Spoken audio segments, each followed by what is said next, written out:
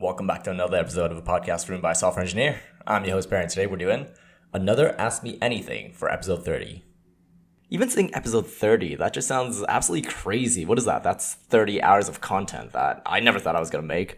But I do mean it to say just thank you all for absolutely wasting your time listening to any of this. No, I'm just kidding. But seriously, thank you for taking the time for, just finding a reason or giving me a reason to talk to people that I never expected myself to talk to. I mean, there's people across the country that I've managed to speak on this podcast. There's people that I've been in a room with that would just, talk about different topics in the software engineering world. So yeah, I keep on saying that this journey was very selfish to begin with. Just every time I do talk to someone, it was for myself. It's so I could learn something new. But as these episodes go on and on and on, there was just something about, hey, if there's another person who listened to this and could learn at least one thing, I'll take that as a win. So I mean, I can't say this enough. Just thank you for listening to this. And yeah, shall we get into this? Nothing different than this Ask Me Anything format. I think we've done a couple of these before, and I'm always excited by answering some of these questions. These questions are from friends, they're from people that reached out online, they're from people with just genuine curiosity in terms of whether it's how I make this podcast or just my take on different topics. I'm so excited to jump into all of it. So there are 39 questions in total, and I've broken down into 4 different categories, starting with daily life, tech, ambition, and then miscellaneous. I'll be numbering the questions as we go, so out of 39 questions, you can figure out how far along this whole podcast is. So if we start with question number 1. As an avid traveler who used to visit European countries for 48 to 72 hours, what's your tip on seeing the country of choice in such a short time? Yeah, thanks for the question. It's a good one to kick off. So I would say plan realistically. What I mean by that is that you can't do everything. So do the stuff that appeals to you. If you just want to bar hop for a couple of days, do that. If you're a sucker for landmarks, which I personally am, so pick any city, ask other people what are the landmarks in that city, and kind of just plan your trip around that. Speaking of, actually, another good tip would probably be go in one direction. Start, I guess, on one side of a city and then just go all the way to the other instead of having all these back and forth. That could really just help minimize the time to travel across. And it really did help me out explore more different, I guess, places, landmarks, restaurants within a destination that I like to visit. Actually, okay, fine. One more tip on that is plan your breaks. Being on holiday, it's supposed to be relaxing. If you feel like you're always trying to overdo, 8 different landmarks, which I personally am always guilty of. Try to just slot in as many things that you could have downtime with. One thing that I really do enjoy is if it's a nice sunny day, find a busy street, find a cafe that has doors outside and just people watch. I've done it in different cities and I've absolutely loved it. So I think being able to rest in between your fun activities and still absorbing all the culture is something that is also super, super important to me. So question number 2. How do you compare living in San Francisco to London? How different are they, and which one do you prefer? Another good question, thanks. Sorry, I feel like I'm going to say it's a good question for every single question. So anyways, as a context, I lived in London for 4 years, and immediately after I moved to the Bay Area, and I lived there for 3 years. It's a pretty back-to-back comparison in terms of London versus San Francisco. Living in London versus living in San Francisco, the biggest difference I could probably point out is the pace. What I mean by that is the pace of the city, the pace of how everybody just go about day to day. If you could compare, I guess a lot of people would think about comparing San Francisco to New York in this case. In London, everything feels more close, more connected, busy, concentrated. I use a lot of these words, and it's mostly, I guess, to describe how, I guess, maybe public transport in London is way more accessible to go to different areas than the Bay Area, for example. When I think about every day that I've spent in both locations, London was somewhere where you're always, very willing to go out at any second, just because you could always reach somewhere, not just the underground. You could take the bus and £1.50 later, you'll be at a pub, maybe in a neighborhood that you've never been to. And vice versa, you could get home from virtually anywhere at that point. So I think in terms of just going in and out to places, that's kind of one of the differences I do remember seeing in London versus San Francisco. in terms of just general, I guess, weather, San Francisco is beautiful in terms of it's always sunny and there's so much outdoors that you could breathe and go to. In London, of course, there's big parks, and that's really great too for the people who enjoy that. So I think depending on how big of a nature fan you are, there's that distinction over there. One thing I do want to call out actually is the multiculturality. Both cities are very multicultural. Coming from a first generation Eastern Asian, I've never really felt out of place anytime I am in London or San Francisco. And that's really just a shout out to the people there, to the city there that really just embraces the world.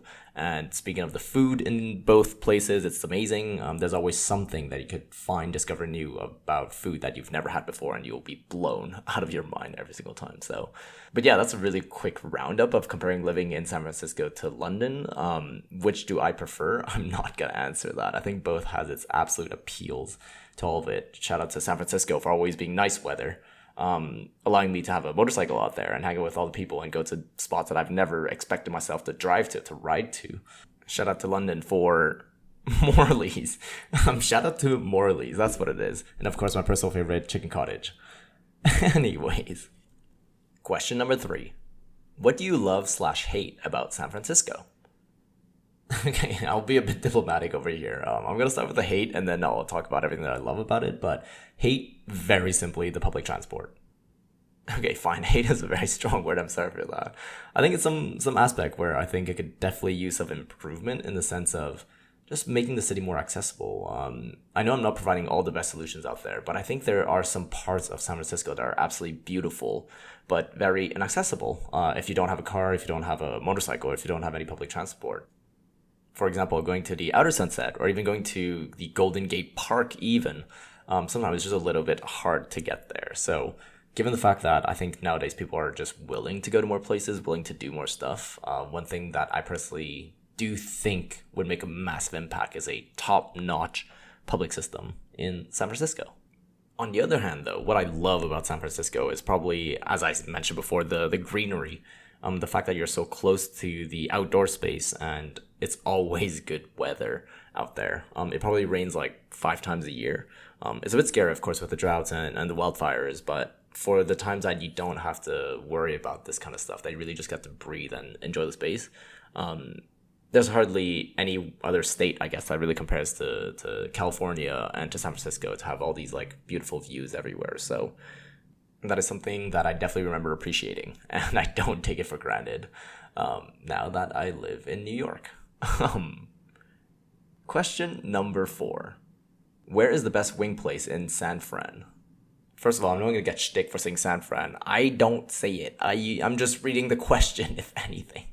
I'm not sure what's the thing about people in the Bay Area hating the word San Fran, but I'm with you. I'm with them. It sounds stupid. So, but speaking of, where is the best wing place in SF? There's this really underrated place called Crispy Crunchy Chicken. It's literally a fried chicken place inside of a gas station. Shout out to Vinny. You know what's up. But to answer this question, I'll kind of frame it as like not the best wing place, but just fried chicken place, because some of the fried chicken places does wings as well. My favorite fried chicken place spot in San Francisco is Brenda's.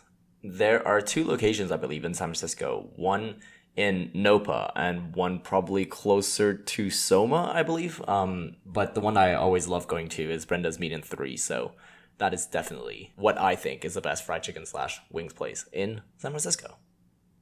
Question number 5. 24 hours in San Francisco. Where would you go?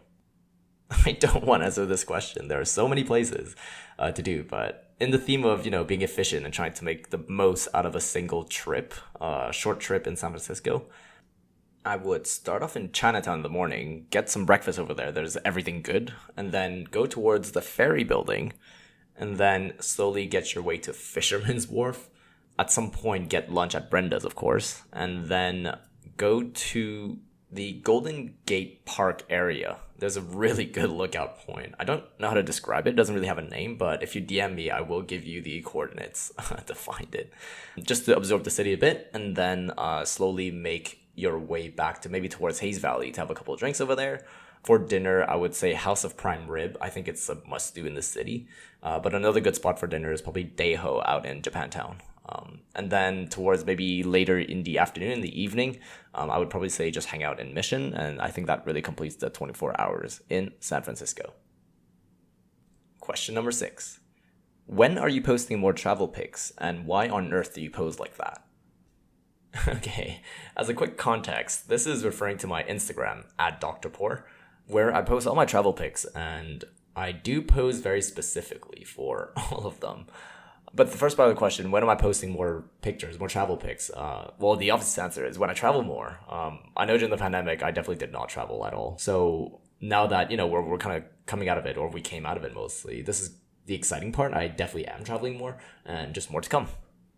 In terms of why do I pose like that, that is a good question that I don't even know, to be honest, for myself. But I think actually the first one that I ever posed like this was right outside of my university, the main campus, the main building. This was on our convocation, so during the graduation day. I think by the end of all of it, we were all just wearing our robes, and for me, it was something about like, oh my god, we're done with school. We're so done with it. So I literally just lied down in front of the main building, and my parents were there. They're really cool. Took a picture of it. And then next thing we kind of caused like a flash mob because there was other people that joined in. So that has always been like a fun memory, and just to know that, hey, that really was just a fun moment, a fun beginning, and there's always stuff that you carry with you. So ever since then, every photo I've kind of posed like that, where I'm just lying around a little bit around the world. All right, that was all the questions in terms of the daily life category. Moving into the technology category. Question number 7. Should all devs learn ML and deep learning? That's a great question. Don't get me wrong, I'm not an expert in ML or deep learning or anything for that matter, but I don't think it's a necessity. Watch me eat my words in a couple of years where everybody needs to know ML or deep learning, but I think a lot of it, how I think about it is that deep learning and ML, they're slightly low level than most people assume it is, in the sense of I can just grab an ML and use it in my day-to-day activity. I can't just grab deep learning and apply it to everything I do immediately. I think a lot of it is just the algorithms, the frameworks, the behind the scenes, the back-end systems that power different tools that we use. So in terms of should all devs learn ML and deep learning, I personally say it's not a necessity, but I think you should if you really are passionate in that field. I compare it to a lot of things where, for example, if people want to get into the gaming industry, then it's like, should they learn about how to use, I guess, Unity or different engines that build games? And I think the answer to that is yes. And if you're super into web dev, which I personally was in my whole career, is should you learn these different web technologies going into it? And my answer would be yes in that case. So I think speaking of just when we talk about the future and talk about new technologies coming in, is there's always curiosity. And as a person working in tech, should you learn new technology is yes, 100%. And depending on what you're into, that will really shape what you should learn. So very specifically, should all devs learn ML? I personally don't think so. But if you are somebody that absolutely loves the space, that absolutely love to know, hey, how come they could predict my autocomplete so correctly? Or even just normal general curiosity, get into it. You never lose anything from learning something new. Question number 8. What do you think about GitHub Copilot and how that is shaping the way to develop applications? Another great question. My personal take on GitHub Copilot is it's a good tool. Think about the mechanics that uses different wrenches and different tools to build whatever they're trying to build. I think that's how people should treat GitHub Copilot. Is it's something that you should use to leverage your personal capabilities, as long as you know how to use it. It sounds pretty dumb to say that, but if you give me a wrench and in the next 5 seconds, there might not be the most expertise behind me to know how to use it correctly for different tools and different systems and different pieces of cars or different use cases where a wrench can be used or even that sometimes cannot be used. So for GitHub Copilot, just very briefly, what GitHub Copilot is it's an extension that you could feed into your editor, for example, VS Code, Visual Studio Code. And then as you code, you could just write comments as prompts, and then it will actually just spit out the code that you're trying to write. It's a tool to leverage just any developer is trying to build more things. And in terms of how the way it affects people developing applications, writing code day to day, I think people will write more code, number one, just objectively more code to begin with less effort. But in terms of correctness of the code, I think if you think about how one individual codes compared to how a group of people codes, that's really the leverage, the I guess benefit of using a tool like GitHub Copilot. One little asterisk that I know I've said over the years is don't rely on it with your life, if that makes any sense. You still need to know how to do stuff without it. The fun comparison of people saying that, like, hey, use a calculator, but you'll never have it always in your pocket in your life. And lo and behold, we were wrong about it. But don't get me wrong, people are still able to do math without calculators. Hopefully, I'm crossing my finger. So that's kind of how I treat GitHub Copilot is I welcome the technology. I welcome the advancement. I welcome the benefit that it really helps the, up level every single individual in the dev world, in the tech world. I think it's always just being cautioned in terms of, can we live in a world without it? I just hope that the answer is still yes, and I just can't wait to see more people using it and see what they build out of it. Question number 9. What do you think about the future of development? Yeah, I like this. And by development, I'm pretty sure I mean the software engineering development world in the sense of building applications, building web applications, building mobile applications, building applications for hardware like a toaster. I think a lot of it is interesting in the sense of nobody really can predict the future, but this is an opportunity for me to just, hey, here's what's going to happen in 10 years. The big buzzwords that you hear nowadays, of course, there's the deep learning, right? The ML deep learning. There's the no-code era where so many more individuals, whether they have a tech background or not, are able to build more things with tech, as I keep on saying, without having prior knowledge or full deep knowledge in terms of lines of code, for example. And in terms of just the future of development in general is that there's a lot of AI stuff where it's like, hey, tell an AI to build something and it'll do it. So in terms of trying to make a prediction among all these different factors and all these different possibilities, I think one interesting, I guess, concept that people are talking about is prompt engineering. It basically describes the user, the human that is able to prompt questions to be able to leverage all these tools to build things. So I think in terms of future development, there's already, I see it at least a need for prompt engineers out there.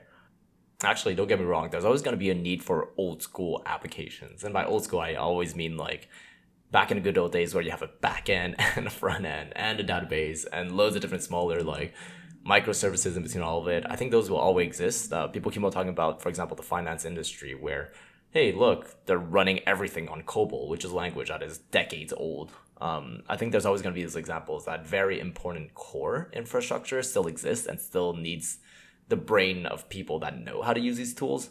So in terms of future of development, I kind of see it in both ways, where a lot of the good practices that we have today are maintained and people will keep on learning good practices no matter how old the technology is. And then when we talk about the future of the new development of everything that is outside the box, that really is the space that I'm looking forward to in terms of prompt engineers, leveraging deep learning and being able to see that applied to, just our day-to-day lifestyle when what we use, we don't even know it's using some deep learning behind it. Question number 10. What's your favorite language and why? My favorite programming language, at the moment at least, is Golang. There's obviously TypeScript that is very precious in my heart throughout these years, but yeah, my new obsession is Golang. Well, not really new. I've used it for maybe a couple of years now in different random projects, but why is it my favorite language? I think it's the fact that it is very typed. I can't throw all the technical words behind why it's a good thing, but I think it's the fact that it also has a community behind it. And, actually, one of the appeal is that you're not locked into a single part of the software world, if that makes any sense. For example, TypeScript, JavaScript, very locked in terms of front-end technologies. I know there are exceptions where you can use it to write mobile apps and desktop apps using frameworks like Electron and everything, but I think originally JavaScript was just very limited as a language, a scripting language for the web world. What I do like about Golang is that I don't think that was really the goal of Golang to be writing, well, obviously not for front-end technologies, but it's so versatile in the sense of if you want to write a terminal application, you could do it. If you want to write an application that has a bit of GUI behind it, I believe you could do it as well. And if you want to write like a backend server, you could use that. So I'm not saying any other languages can. I'm not saying JavaScript can't do that. I just like how there's a lot of, I guess, built-in packages and built-in support that already comes out of the box and you could just use it to build stuff. I'd like to brag, one of my few favorite projects that is currently on my GitHub, pinned on there, was built with Go. And it's just some really simple terminal apps that the more I use it, the more I find I like coding in that language. And it's definitely more subjective than objective at this point. So actually, some people do like seeing those speed tests and everything in terms of like how fast can your application run or how performant your language is at the end of the day. And Go does perform pretty well in a lot of those. So maybe that is more, I guess, objective on that front. But that's kind of why I find Go interesting and something that I'll keep on looking into. And I guess for now, my favorite language. Question number 11. Why did you decide to learn Go and how do you like it? Yeah, just following through with, I guess, my previous answer on that. Well, actually, in terms of why did I learn Go, it's a fun random story where when I did a lot of TypeScript, and that was mostly like my day-to-day at work, everywhere, building my own side projects, TypeScript was very useful. There was always something about, hey, if I were not to be able to use TypeScript, if it disappears within the next 5 seconds, what would I do? And this kind of thing about like putting different eggs in different baskets more than anything. But yeah, so that's kind of where the technology of, I started building more like backend servers also during that time for some reason. Using Express is great, don't get me wrong, Express.js. But there are a lot of good practices around the industry that you kind of take inspiration from. So one of the thing I was looking into is I just want to build a very performant, fast backend server that'll blow my own mind, honestly. Not the industry's mind, but just my own mind. And a lot of candidates shows up during that time. I think the two that I kind of settled on was either Rust or Go. So as a test or a way of learning how to build stuff, I decided to make a backend server for each one of them. So I built one in Go and built one in Rust.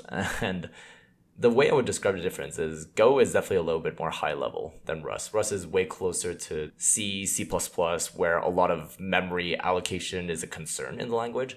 As opposed to Go is just a little bit higher level where you don't really have to think about that, where there's more stuff that comes out of the box, there's more stuff abstracted so that it's more, I guess, dev friendly to use. So that's kind of how I kind of just made the comparison real quickly. And for me to always be doing trade-offs between what I want to do is I want to build stuff. And in terms of learning how to build things, there's always a learning curve.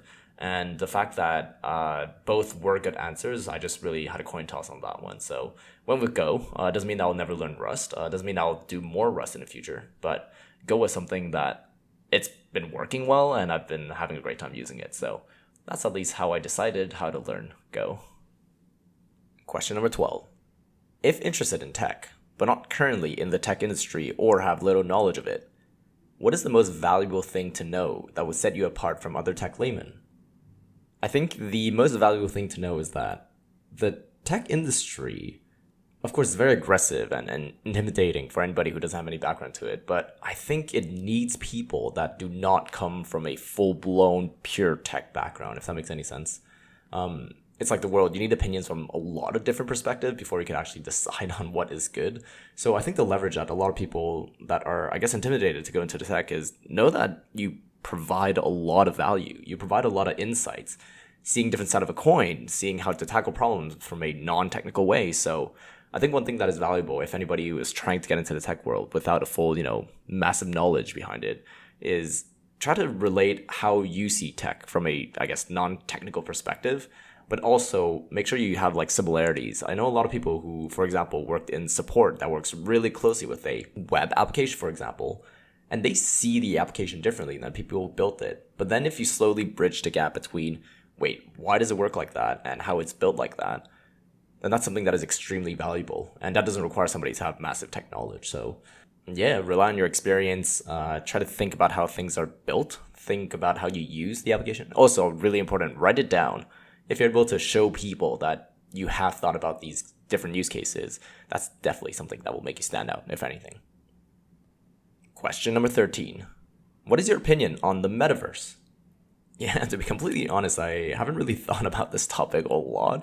In a sense of, I think objectively, the metaverse is great in terms of it pushes the boundary of what technology is. It pushes the boundary of how you build technology, of build things, how AR is different than VR.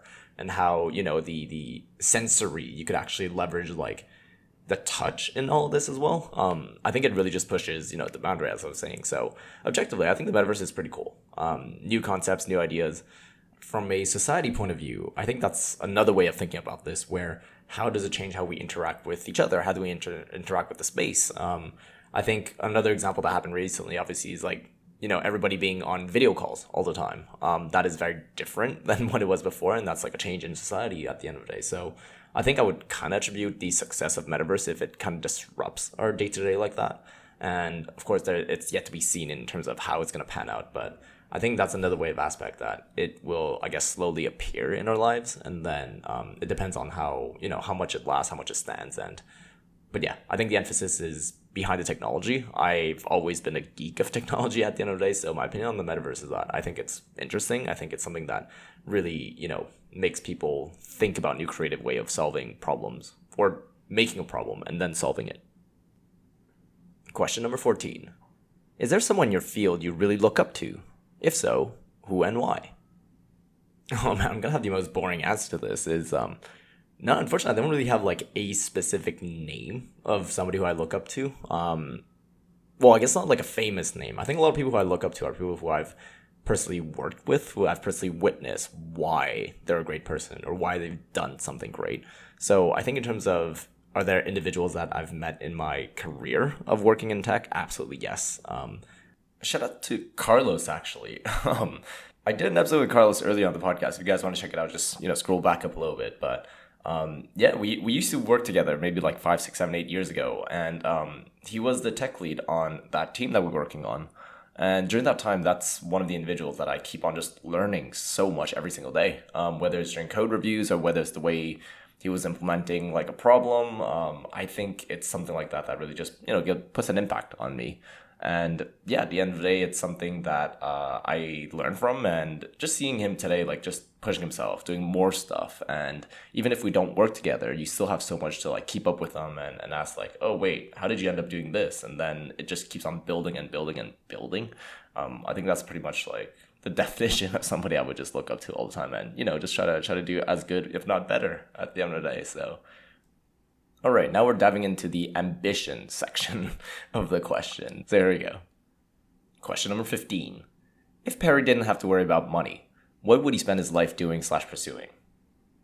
Yeah, quite a fair few people asked about this one, and I think the easy answer is probably this podcast. Do you know what I mean? In the sense of I get to talk to so many different people, and I obviously don't make money off of this at the moment, or if ever in the future anyways, but I think a lot of it is if money wasn't a thing in the world, or if there wasn't, bills and all that kind of stuff to think about. I think the reason why I do this is mostly to keep on learning things. And if I have all the time in the world to learn stuff day to day, this is one of the best channel I have at the moment to do it. So it kind of forces myself to talk to people, not just in tech, just people that just do stuff on a day-to-day basis. I think about how they do their operations at the end. So for a very easy answer, my dream job would just be talking to really cool people doing things.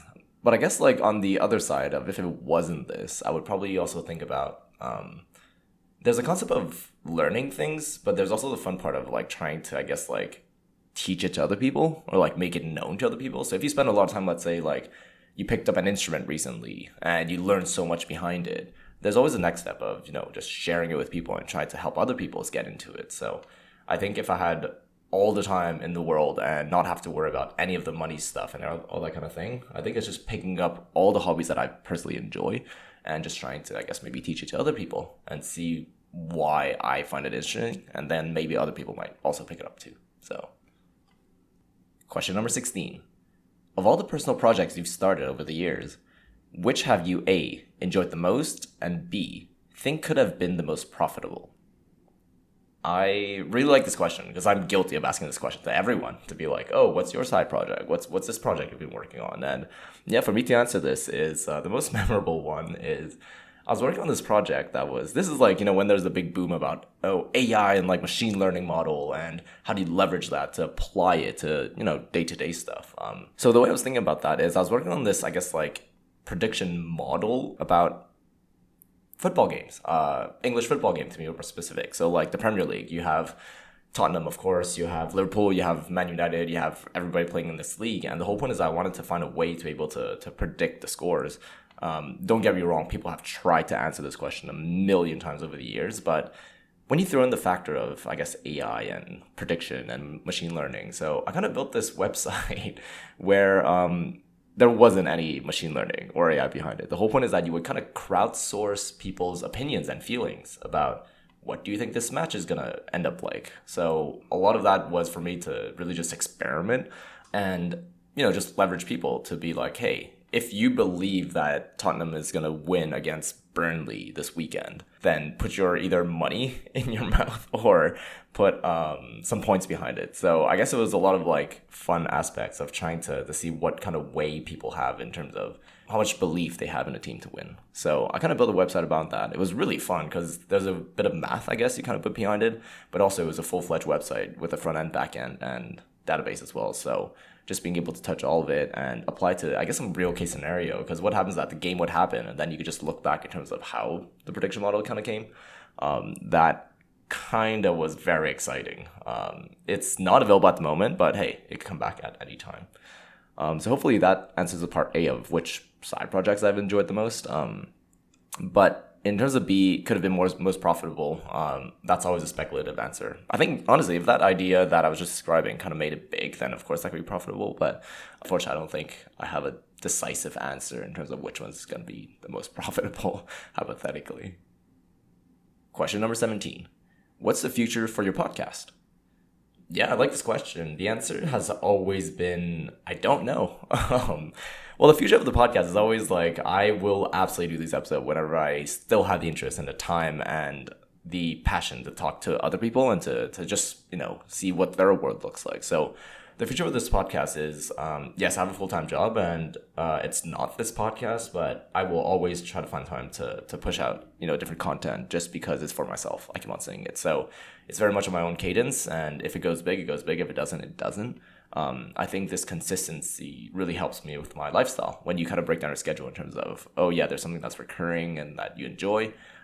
That's the way I see this. So, I mean, if it's any hopeful for anyone, I'm going to keep on doing this as long as I can. And you just got to believe that I have the passion and the drive to keep on doing it. So that is the future for this podcast.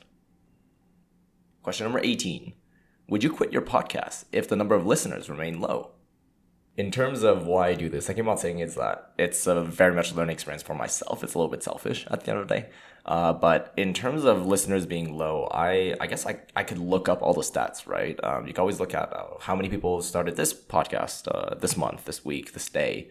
But I really do think that as long as there's hopefully one listener that learns something out of this, I think that's kind of where it sits at the moment in the sense of I'll just keep on doing it just because it's good, hopefully, for my own learning purposes, for my own growth. But in terms of keeping track with the listeners, it might just get too much in my head at the end of the day. So yeah, I'll just keep on doing this, even if the number of listeners remain low. Question number 19. Aside from the podcast, what other side hustle are you working on? Actively, I don't think I have that many side hustles going on. I think everybody always has ideas in terms of like, oh, how do I build this in my free time and monetize it? And it's okay even if you don't. This hustle culture thing, like you hear it all the time and it's really just whatever fits people's interest and people's schedule and people's capability at the end of the day. So at the moment, I really don't have any crazy side hustles going on. I love helping people out if that's considering a side hustle. So if anybody needs help in tech and it's just a fun problem to solve, then that's where I would be more than happy to come in.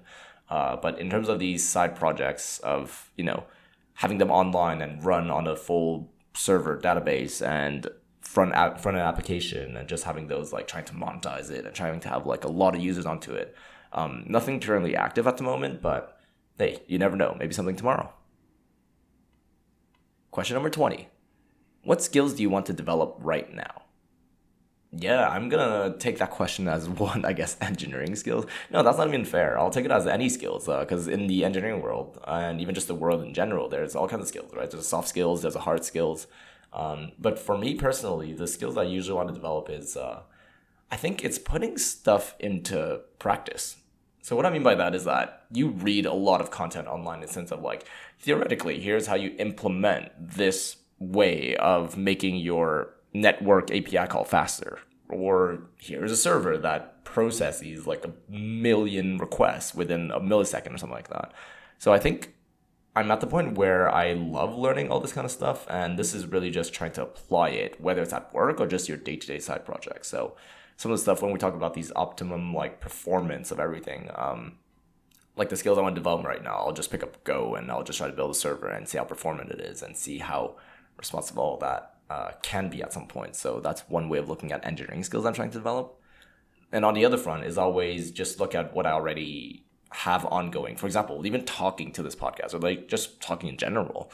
Those are stuff that I think about developing all the time. So, and then on the other front, of course, like when it's kind of like the job related, it's engineering operations, for example, where you kind of predict how long an engineering project is going to take, or what kind of people do you need to build engineering projects, or even just business in general, like the life of startup of where do you start from nothing and then you kind of have something at the end of the day, kind of made out of thin air, honestly. So yeah, I've kind of listed a million things that I want to develop, but I think they all kind of have the same North Star of just trying to be better at the end of the day. Question number 21. What is your secret for feeling content in your work / life in general? Oh boy, yeah, the philosophical stuff. No, I'm just kidding on that. I think, people do say that like I always seem like content and like optimist and excited about everything that I do, but a lot of that is just, I guess, setting expectation. That's like the phrase you hate hearing from anybody, not just your parents or anybody that you work with, but I tend to set, I guess, or I try to set realistic expectations with whatever I do. For example, at work, there's always like tough stuff that happens, right?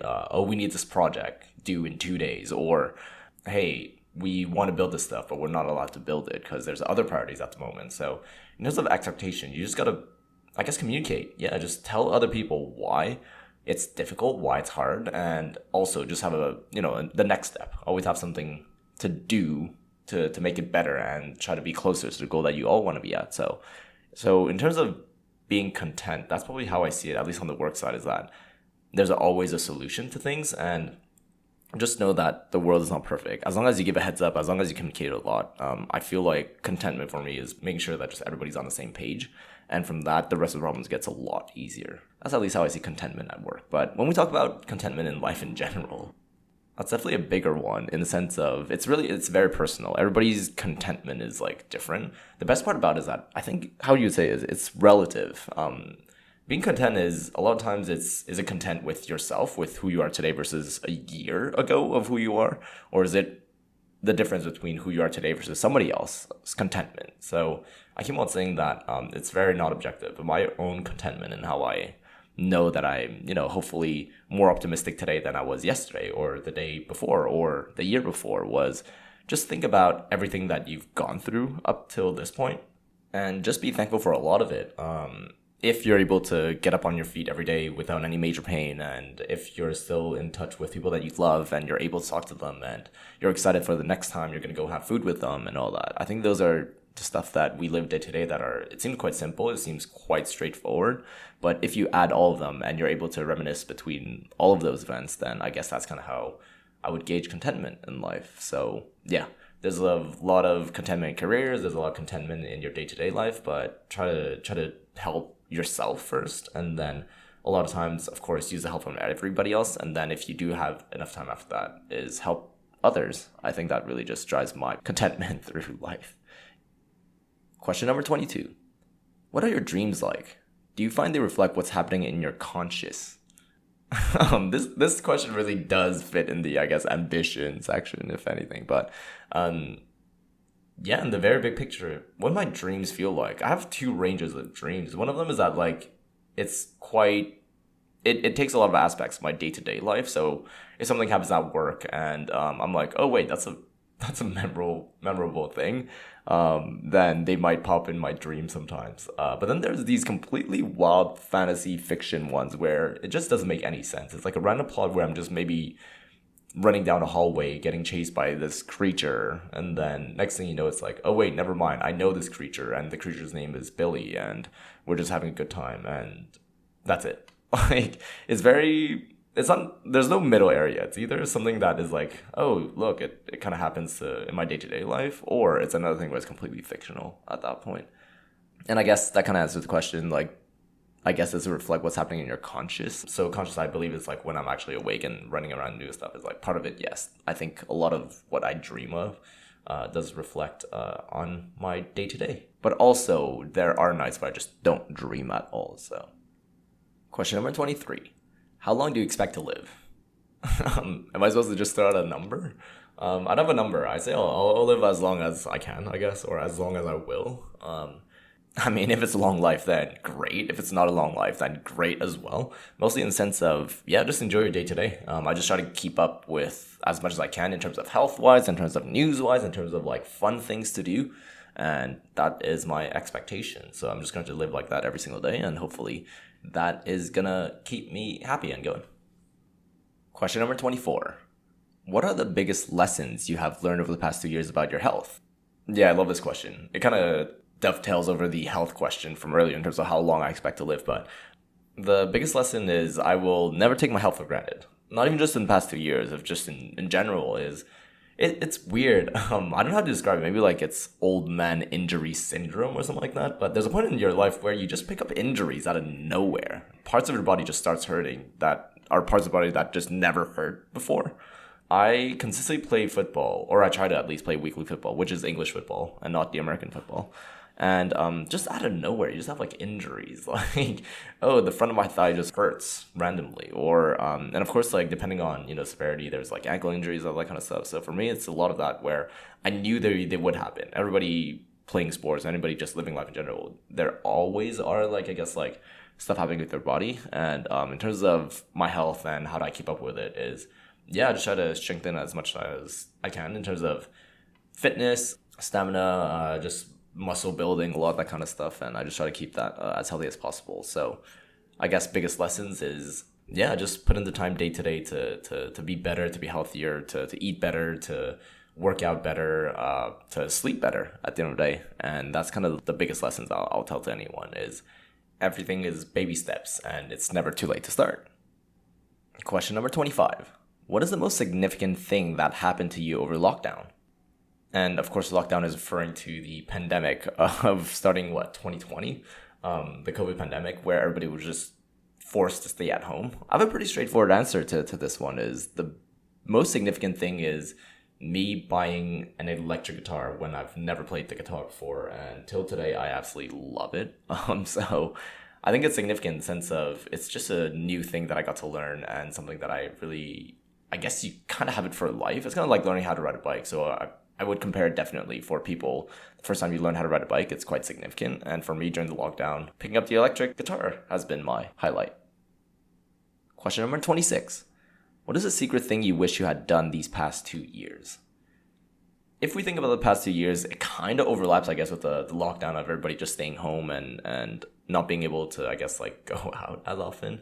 The one thing I absolutely regret, and I would absolutely wish to have done this, is starting a master's during that time. I know people have done it, and by the time the whole pandemic was kind of like over, people would have their master's degree and they would have been done with it, and they would have been doing all that remote, and it kind of just, the timeline was kind of crazy to think about. It's perfectly lined up. So I think that is probably my biggest regret, is not starting a master's during the pandemic.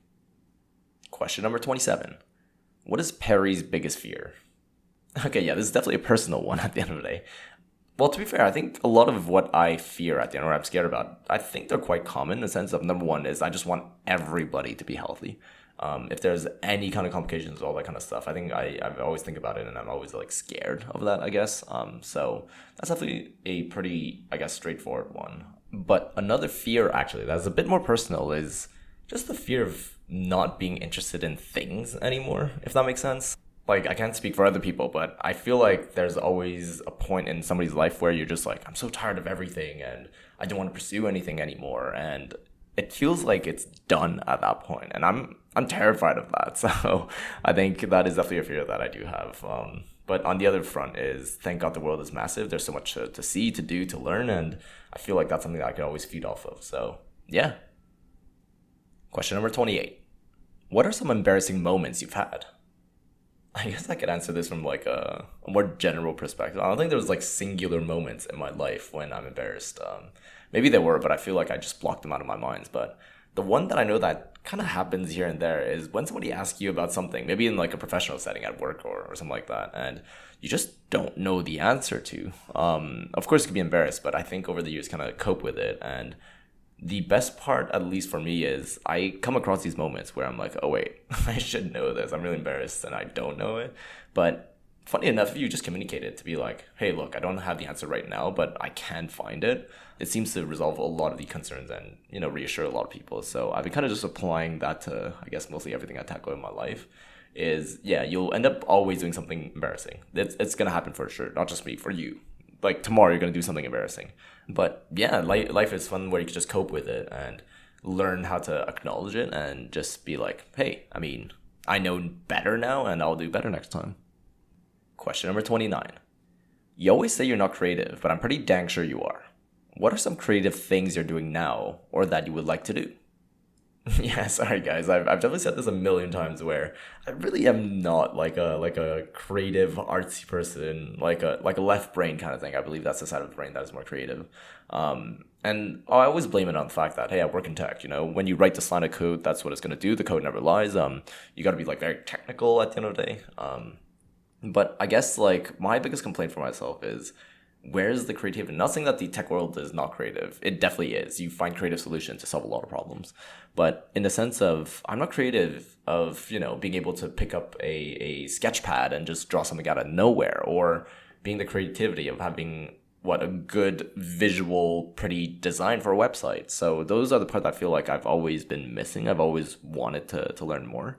And I guess in terms of what are the creative things I'm doing right now, that hopefully helps me do better or be better at it is, once in a while, I do think like, for example, like playing an instrument, there's a long period of my time where I just stopped playing any instruments and just picking up the electric guitar again. I feel like that gives you a bit of creativity because at some point you kind of learn different notes and then you kind of just improvise at that point and it's just creating music out of, I guess, a blank canvas at that point. So that's one part of what I think I'm doing creative a little bit.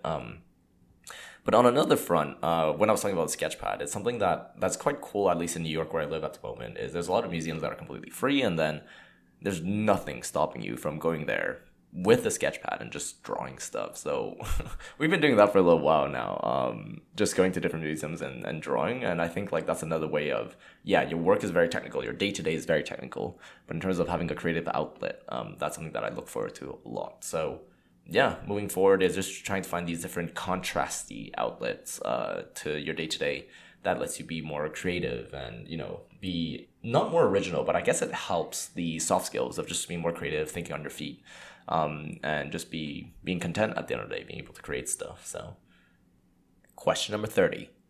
What is something that impresses people, but is low-key a result of childhood trauma? How do I even answer this question? This is clearly not my field of expertise at all, but if I had to think about it in terms of, I guess, what impresses people nowadays, I guess maybe something that I would probably notice is like if somebody's like extremely overly independent in the sense of like, and in the best way possible, in the sense of like they're able to tackle everything, whether it's at work, you kind of assign them like a project and they're like, oh yeah, done, easy, don't need help with anyone, or even just in life in general, when people go through a lot of different stuff and they've always managed to get through it. And you're like, it's a strong, independent individuals. It's a great quality to have, but at the same time, maybe if you think about what's behind it, what made a person that independent and so strong at the end, there might be a lot of reasons behind it, maybe in the sense of like they were probably forced to be independent and being able to handle their own business at the end. So I think that's probably what I would assume. Like, don't get me wrong, this is a lot of assumptions, and behind every impressive story, I'm sure there's some hardships behind it. So on to the last section of questions, which are the miscellaneous questions. Question number 31. What's your favorite condiment? There's absolutely no debate about this. It's mustard. It could be yellow mustard, it could be Dijon mustard, it could be grainy mustard, it could be the really spicy yellow mustard you get at the dim sum places or Chinese restaurants. I don't know. I mean, on the technical side, it's just less calorie than all the other condiments or most other condiments. Ketchup, you are insane for how much calorie you have in there. Mayo as well. But yeah, I think I've always loved mustard on everything, so that is something that you should know about me. A close second is probably wasabi. I think that's a condiment. Freaking love wasabi. Question number 32. What is your favorite color? This has nothing to do with the fact that I kind of do like wasabi, but growing up, green has been quite my favorite color. My favorite pair of Converse growing up was a high top fours green pair of Converse. And don't get me wrong, I wouldn't wear like green like from head to toe. I think it's just like these speck of green. I think nowadays actually it's more towards the emerald green. Obviously in like the most crazy scenario, the most I guess piece that I want in the world is a good like watch that has a emerald green watch face, if that makes any sense. But yeah, emerald green is where it's at nowadays. Question number 33. If you're a pasta shape, which pasta shape would you be and why? I love these questions. I don't even know the name of it. It's the one that looks like tagliatelle, which is just like I guess like a thin, thick pasta noodle, but with the ribs on the side of it. So you could kind of imagine like lasagna sheets have like those ribs on the side of it, but I want that on the tagliatelle. That is my favorite pasta shape. Somebody please DM me or something the name of that one. Question number 34. What's the worst toilet you've reviewed? What is the best toilet you've reviewed? Yeah, as a context for the people who think this is a completely random question is, funny enough, on my Instagram story specifically, whenever I go to, I guess, like restaurants or any kind of public spaces that people can have access to, I would usually go into the bathroom and do like a quick review of it and post it on my Instagram story. So it's usually like a 5-star system. Sometimes you get 1, sometimes you get like right down the middle 3 stars. But most of the time it's, yeah. The worst one I've ever reviewed, I have to call this out, but Mercato Metropolitano in London, it's not great. Don't get me wrong, the whole venue itself is amazing. There's like so many food stalls and there's a brewery in the middle of basically London, the city and everything. So, but if you do find the bathrooms, at least for the men's side, it's just dark, smelly. It's a metal tray. It's tiny. It's basically what you could give like, no stars or just a 1 star out of 5 if anything. But the best toilet I've been to though, however, this one I have to call out. This was also in London. Chelsea Harbour Hotel, in their hotel lobby. If you use the bathroom over there, it's amazing. It smells incredible. It has reusable, like I guess like one-time use towels that you use for your hands, and then you throw it away, and then I'm pretty sure they just like wash it in steam and all that. But yeah, they have like hand wash, hand lotion. I think there was just a lot of reasons why it's a great toilet out there. So those would be the 2 I would definitely call out in terms of toilet reviews. Question number 35. Well, these are a batch of questions about my hair apparently. How long is Perry's hair right now? How long does it take to blow dry your hair? Do you think you'll ever cut your hair? And if so, when? I'm glad that people think about it a lot. For context, I guess, I haven't cut my hair for since summer 2012 now? Well, at least half of my head. So half my head is shaved, the other side is I've just let it grow for the past 10, 11 years. But in terms of how long is it, it kind of goes like way past the low of my back at the moment. Kind of just past the butt, I guess. That's how long it is. How long does it take to blow dry your hair? I usually don't blow dry it. It's kind of, I guess it's a bad thing. I just usually wrap it in a towel and then let it air dries. Whenever. Maybe an hour, 2 hours. Don't really keep track of it, sorry. Do you think you'll ever cut your hair? I will, one day. A lot of it, I think it's not really going to be like cut it half length. That's probably when I do get rid of this extremely long hair. I'm just going to nip it at the butt and try to find somewhere I could donate it. Question number 36. What is your dream car? 1995 Honda Accord, red wine, corduroy seats. I'm only saying this because I obviously grew up learning how to drive on it.